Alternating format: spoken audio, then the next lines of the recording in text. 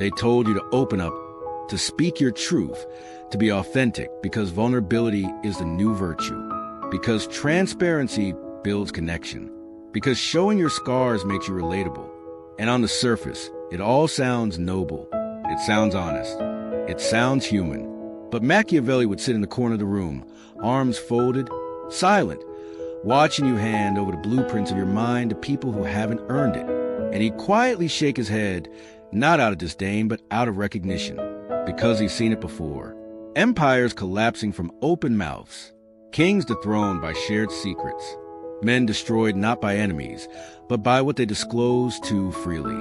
He understood something this modern age has forgotten. When you become easy to read, you become easy to manipulate. Every time you explain yourself, every time you reveal your inner battles, every time you confess your intentions, you're not just expressing, you're surrendering. You think you're building trust. They're drafting their attack. You think you're bonding. They're bookmarking your weaknesses. And here's the brutal truth. In a world driven by self-interest, your sincerity isn't always honored. It's harvested. It's monetized. It's weaponized. Your story becomes their strategy. Your honesty becomes their leverage. Machiavelli once wrote, "The promise given was a necessity of the past. The word broken is a necessity of the present." What he meant was this. People don't always lie to deceive. They lie to control. They promise to disarm you. And once you've opened the gates, they don't knock anymore. They walk straight in. You walk around with your heart on your sleeve, thinking you're being noble, but in their eyes, you're just easy to study, easy to shape, easy to break. Because in this world, you're not rewarded for being easy to understand. You're rewarded for being hard to predict. And if you're still out there believing that everyone deserves to know the real you, then you're not walking through life like a strategist. You're walking like a sacrifice. This game isn't about being loved by everyone. It's about knowing who deserves access. Not everyone should be allowed to walk through your soul like it's a public museum, because the more familiar they become, the easier it is to turn your truths into tools against you. That's why today, you're going to learn the 7 secrets you must never reveal, not because you're afraid, but because you've evolved, because you've seen what happens when you give too much, too soon, to the wrong people. This is not about becoming cold. It's about becoming precise. This isn't about deception. It's about defense. If you're on the path to becoming a man who cannot be shaken, if you're done bleeding for people who never had the hands to hold your depth, then this is your silent turning point. Let this message be the beginning of your quiet transformation. And if something inside you feels like it's waking up, if you recognize yourself in these words, then do something most men never do. Make a vow, not to me, but to yourself, that from this moment on, you will never again explain your soul to those who came only to dissect it. Like this video. Subscribe to the channel. Leave a comment below. Not to be seen, but to remind yourself that this time, you're not giving your truth away for free. You're building silence like a fortress. And inside that silence, you're reclaiming your power. Part 1. Never reveal your true intentions. They'll tell you to speak your goals out loud, to manifest your vision, to declare what you want so the universe can respond. But here's the harsh reality Machiavelli understood long, before vision boards and affirmations. The moment people know your destination, they start designing detours, not because they're evil, but because ambition is never neutral. To the insecure, it's a threat. To the lazy, it's a mirror. To the jealous, it's an insult. When you say, "I want to be promoted," you think you planted a flag, but in their minds, you've exposed a target. Now they know exactly where to aim their resistance. When you say, "I'm starting something of my own," they don't hear courage. They hear competition. And even your friends begin to ask invasive questions, not to support you, but to measure you, to map your trajectory. Because the moment your intentions are public, so are your vulnerabilities. Machiavelli once said, "Everyone sees what you appear to be. Few experience what you really are. And the ones who do, they either align with your fire, or they start quietly pouring water on it. You think you're being bold by stating your plan, but you're giving away your coordinates. You're letting the opposition build roadblocks before you even leave the driveway. So how do the most dangerous men move? Silently. They don't say, I'm going for the throne. They say, I'm just observing. They don't say, I'm walking away. They say, I'm exploring. And while everyone thinks you're still on square one, you've already crossed half the board. Because you don't need to announce power to possess it. You move like fog, present but hard to grasp, unseen until it's too late, until checkmate arrives. And no one remembers when the first move happened. There's a reason history remembers the loud men as martyrs and the silent ones as rulers. Because real power doesn't shout. It watches. It listens. It strikes without permission. You want to be free? Then guard your direction. Don't speak it. Shape it. Even your closest allies don't need the full picture.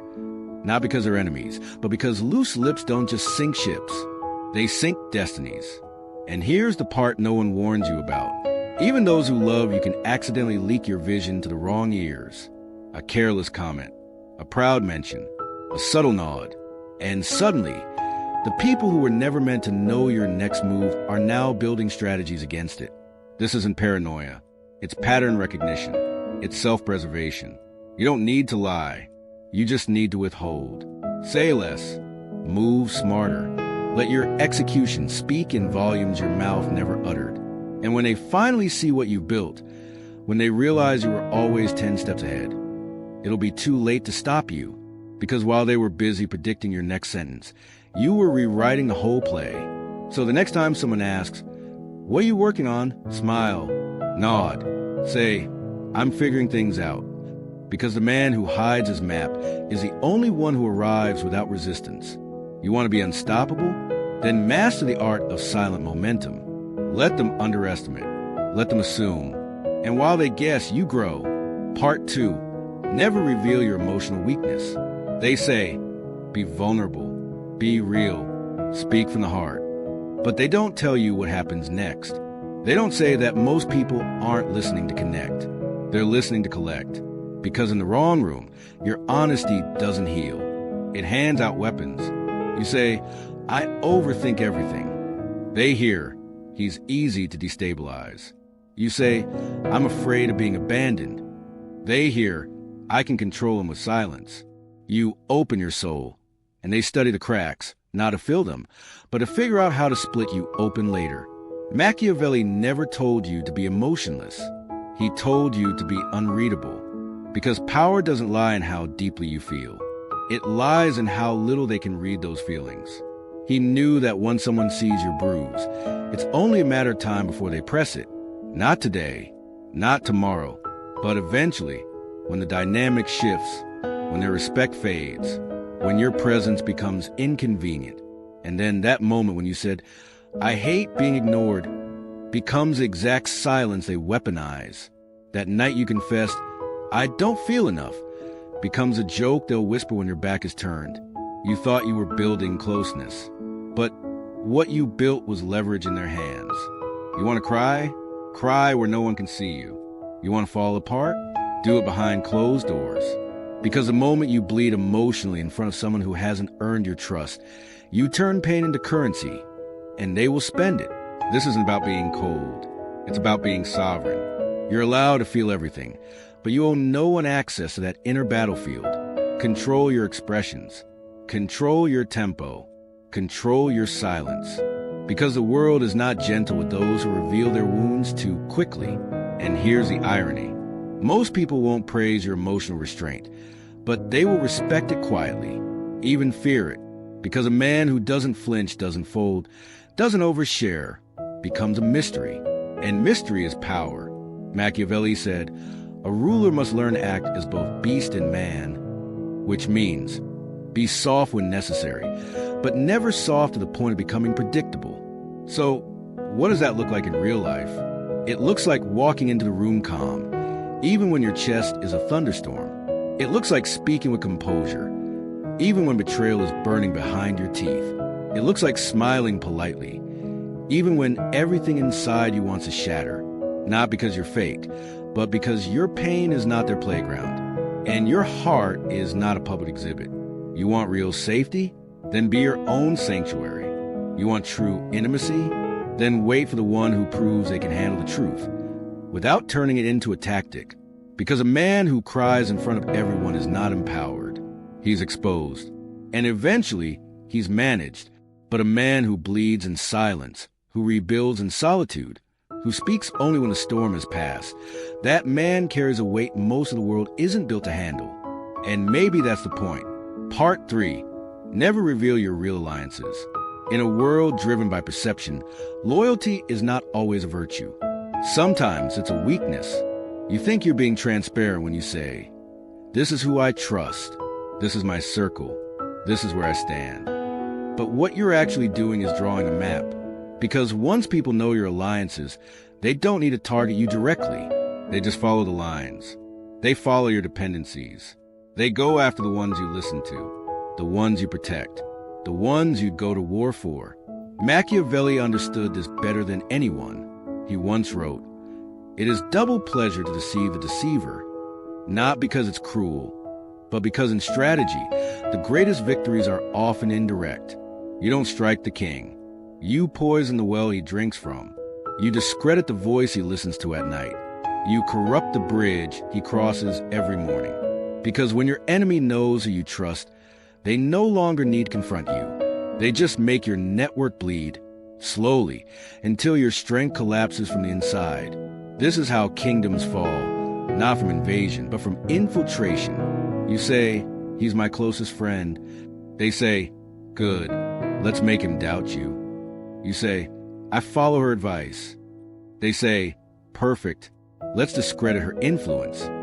And now, without ever touching you directly, they weaken the entire structure you built your judgment on. That's why Machiavelli didn't preach coldness. He preached unpredictability. In public, you smile with everyone. You praise no one too loudly. You remain neutral in every conversation. And you keep your real alliances invisible, not because you're ashamed, but because they're sacred. Because what's visible is vulnerable. The ones who truly matter to you, you keep them off stage. You don't post them. You don't quote them. You don't mention their names when it counts. Because when your power becomes untraceable, so does your weakness. And here's what most people never understand. You don't need to declare who you're with to move with power. In fact, the most powerful men in history were often the ones no one could place, no one could define, no one could label, because the moment they label you, they begin designing resistance. They begin recruiting opposition. They begin weaponizing your allegiance to limit your movement. But when they don't know who you serve, who influences you, who you protect, you become a ghost in the system, an anomaly in their strategy, a variable they can't calculate. That's the art. That's how you walk into boardrooms, courtrooms, and battlegrounds with the presence of man who can't be played. Not because you're detached, but because you're disciplined. So when they ask, "Who do you admire?" you say, "I value different perspectives." When they ask, "Whose side are you on?" you say, "I'm still watching how things unfold." When they press, "Who influences your thinking?" you smile and say, "I like to listen to everyone. Follow no one. These aren't evasions. They're shields." Because the moment they know who you die for, they'll test how far you're willing to bleed. But when they don't know who owns your loyalty, they don't know what move will cost you. And that is the most terrifying kind of man to confront. Not the loud soldier, but the silent strategist. The one who moves with unknown allegiance, and therefore unlimited force. Part 4. Never reveal what truly motivates you. They'll ask you what drives you, what's your why, what gets you out of bed in the morning. And it sounds harmless, like a conversation between friends, like someone's just trying to understand you better. But it's not a question. It's a scan, a subtle probe for your internal wiring. Because once they know what fuels you, they know how to redirect you. Say your fire's validation, they'll control you with silence. Say it's legacy, they'll offer applause in all the wrong places. So you chase praise over purpose. Say it's to make your father proud. They'll drop guilt like breadcrumbs and lead you wherever they want. What you thought was intimacy was intel collection. And here's the cold truth. The one who knows what moves you can move you. Machiavelli warned us centuries ago. The ends justify the means. But what most people miss is that he wasn't glorifying manipulation. He was exposing it. He understood something ruthless. People don't need to stop you. They just need to reroute you, quietly, incrementally, until you wake up one day working for their dreams under the illusion it's still your own. That's how control works. Not through violence, but through narrative, through influence that dresses up as admiration. They won't cage you. They'll flatter you into building your own. And it'll feel good, right up until you realize you built a staircase to nowhere. You're exhausted not from climbing, but from climbing the wrong mountain. So what do? You stay vague. You stay boring. You say, I'm just exploring. I'm curious. I like building things. And they nod, underestimating you, thinking you're drifting, while in reality you're sharpening. You're tunneling.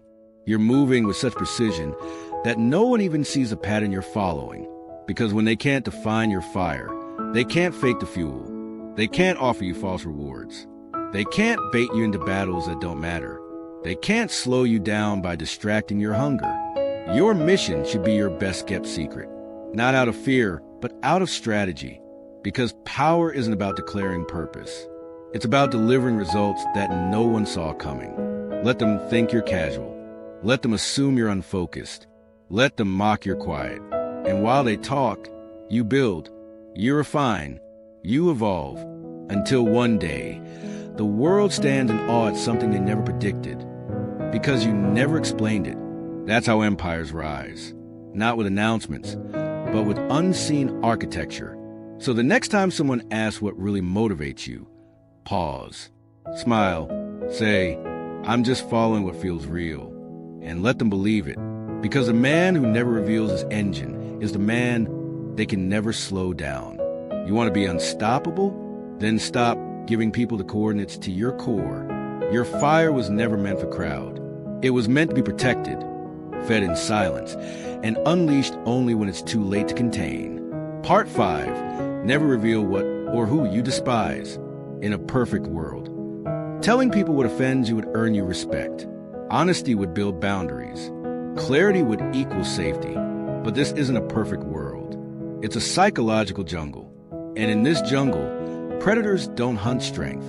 They hunt reaction. The moment you say, I can't stand being ignored, someone somewhere will test that silence. Not by accident, by design. You say, I hate liars. And someone will lie to your face, just to watch the fire in your eyes. Not to hurt you, but to move you, to see how fast you burn. Because the more emotionally precise you are, the easier you are to control. They don't need to break you. They just need to press repeat on the things that bother you. You think it's coincidence, that pattern of small annoyances? It's not. It's a strategy. They're not trying to destroy you with one blow. They're leaking irritation into your life. Not with force, but with precision. Not to wound, but to shift your center of gravity. That's how control works. Subtle, strategic, slow. Machiavelli warned us. A prince must learn to act as both beast and man. Why? Because appearance must remain human, but the core must be untouchable. Your disgust is data. Your hate is leverage. And the second you let people know what disgusts you, you give them a button. And even the kindest people will be tempted to press it, not out of malice, but because your reaction gives them power. Hatred doesn't make you dangerous. It makes you predictable. That's the fatal flaw, not your weakness, but your willingness to display it. You say, I could never forgive betrayal. Now you've built a map for someone who wants to push you toward collapse.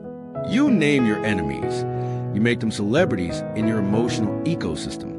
That's why the most powerful men in the room are the ones you can't tell if they're angry or just thinking. You don't know what gets under their skin because nothing shows. And that's what makes them terrifying. So what do? You respond with neutrality. Not coldness, not rage, just stillness. They ask, what kind of people disgust you? You say, people are complex. They push, surely you hate something. You smile, I try not to live in judgment, because when you stop giving them targets, they start shooting blanks. Let them wonder, let them guess, let them dance in the fog of your indifference. Because a man who rants, who names names, who lets hatred lead, is easy to manipulate. But a man who absorbs insult without expression, who lets discomfort pass through him like smoke, becomes unreadable. And unreadable means unplayable. Here's the final truth. Hatred pulls you out of position. It makes you loud when you should be quiet, reactive when you should be surgical, emotional when you should be invisible. So never let them see what rattles you, because once they know, they'll rattle it every time they feel small.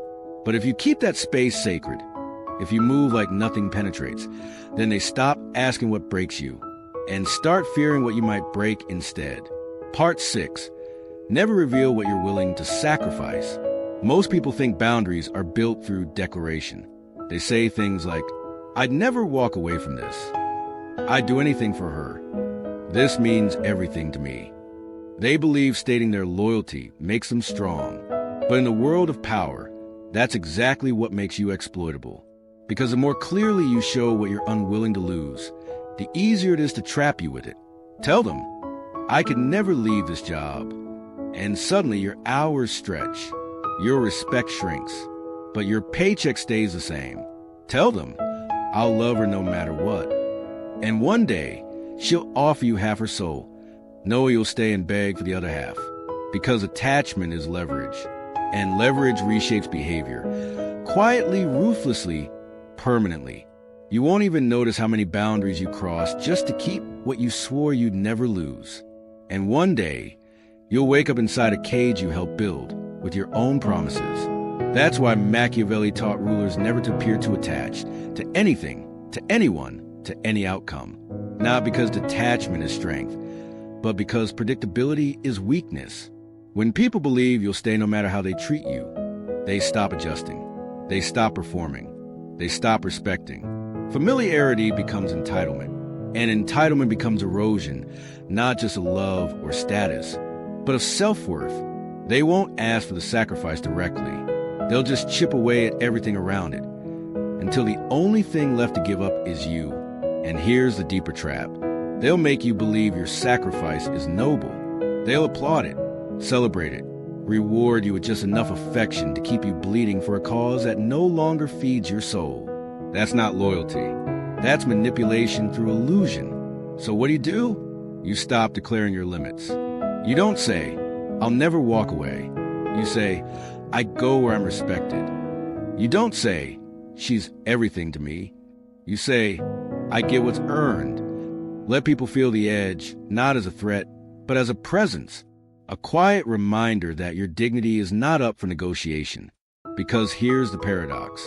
The man who appears willing to walk away from anything is often the one no one dares push that far.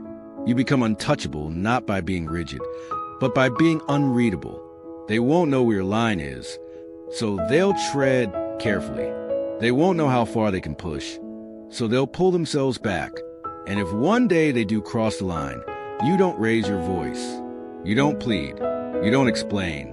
You vanish, not to punish them, but to prove something deeper. You vanish, not to punish them, but to prove something deeper, that your presence was a privilege, not a guarantee. There's a myth in the modern world that sacrifice is always noble, that bleeding without boundaries makes you virtuous. But Machiavelli would ask, who benefits when you keep bleeding for people who no longer deserve your pulse? That's the question. That's the shift. So never let them know what you're willing to give up. Because once they know what you die for, they'll start making you choose between that and your self-respect. And the man who reveals that line will one day be forced to cross it, just to keep the illusion alive, closing the silent presence. Now you know not what to say, but what never to say. Not because you're scared, but because you're awake. Because somewhere along the way, you realize that being understood is not the same as being respected. You stop chasing connection at the cost of sovereignty. You stop performing intimacy just to feel momentarily seen. You've stepped into a new presence, a new posture. You don't explain yourself anymore. You don't narrate your life in real time. You don't hand out maps to people who only want shortcuts to your core. Machiavelli didn't preach silence as submission. He revealed it as dominance because silence isn't empty. It's loaded. It creates pressure. It generates questions. It makes people talk too much, reveal too much, project too much, while you remain still. And in a world addicted to noise, the man who says nothing becomes a man they obsess over. They try to define you, but your silence keeps shifting shape. They try to measure you, but your calm is bottomless. They try to provoke you, but your fire doesn't dance on demand. You walk into rooms now, not looking for approval, but watching who adjusts when you arrive. Your stillness speaks louder than any speech you could give, because people fear what they can't predict, and they respect what they can't access. This is what Machiavelli meant when he spoke of wearing the appearance of virtue without becoming its prisoner. Not deceive, but to defend, not to manipulate, but to master. Master your narrative, master your access points, master the frequency at which your truth is shared. And when you do, you reclaim control, not just over how people see you, but over what they think they're entitled to know. Because the man who closes the gates of his soul doesn't isolate himself. He secures the kingdom. So now the real question is this: will you go back? Will you keep bleeding every time someone asks what's going on inside your head? Or will you move forward as the unreadable man, unshakable, uncapturable, untouchable? If this message awakens something in you, if you feel that quiet shift in your chest, that steel beginning to form in your spine, then make it known, not with a shout, but with a choice, with distance, with discipline, with presence. And if you're already walking this path, in silence, in solitude, in strength, leave a comment below. Not for attention, but as a vow, a private declaration that you're done leaking power to people who never earned your truth. Like this video. Subscribe to the channel. Not to be seen, but to remind yourself you are no longer explainable. You are no longer accessible on demand. You're no longer reacting for free. You are the man they can't map. The storm they didn't see coming. The silence that changes everything.